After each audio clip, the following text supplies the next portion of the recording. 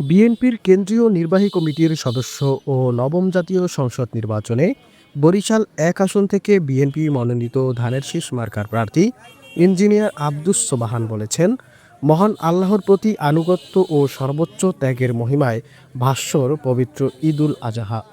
ঈদ সবার জন্য বয়ে আনুক সুখ, সমৃদ্ধি, অনাবিল আনন্দ। ধনী দরিদ্র নির্বিশেষে সবার দুয়ারেই এই আনন্দ বয়ে যাক।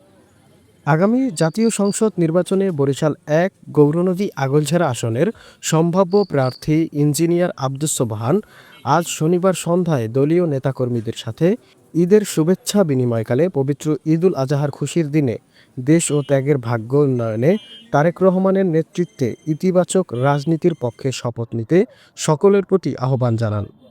পাশাপাশি আগামী জাতীয় সংসদ নির্বাচনের ঘোষিত রোডম্যাপ নিয়ে তিনি বলেন, প্রধান উপদেষ্টা ডক্টর মোহাম্মদ ইউনূস সাহেব জাতির কাছে নির্বাচনী রোডম্যাপ ঘোষণা করেছেন।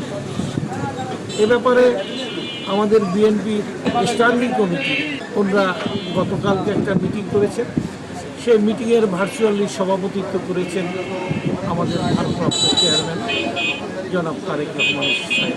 যেহেতু আমি বিএনপি করি, দীর্ঘ ৪০ বছর যাবৎ আমি বিএনপি করি, বিএনপি যে জাতীয় আমাদের স্ট্যান্ডিং কমিটি যে সিদ্ধান্ত নিয়েছেন সেই সিদ্ধান্তের সাথে আমি একমত।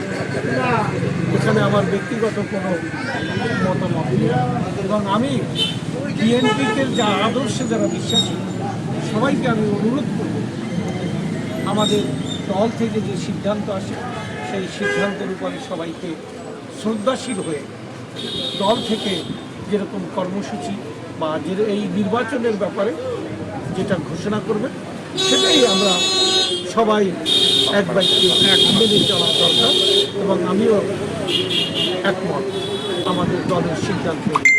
আমাদের বিএনপি ত্যাগী নেতা কর্মীরা যারা আছেন সেটা আমাদের দলে সর্বোচ্চ ফোরাম থেকে যে নির্দেশ আসবে সেই নির্দেশকে সবাই আমরা অক্ষরে অক্ষরে মেনে নেব।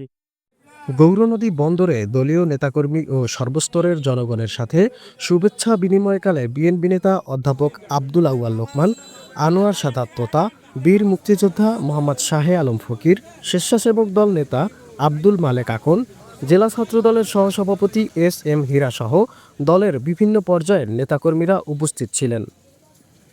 আরিফিন রিয়াদ, স্মার্ট সংবাদ, নিউজ ডেস্ক।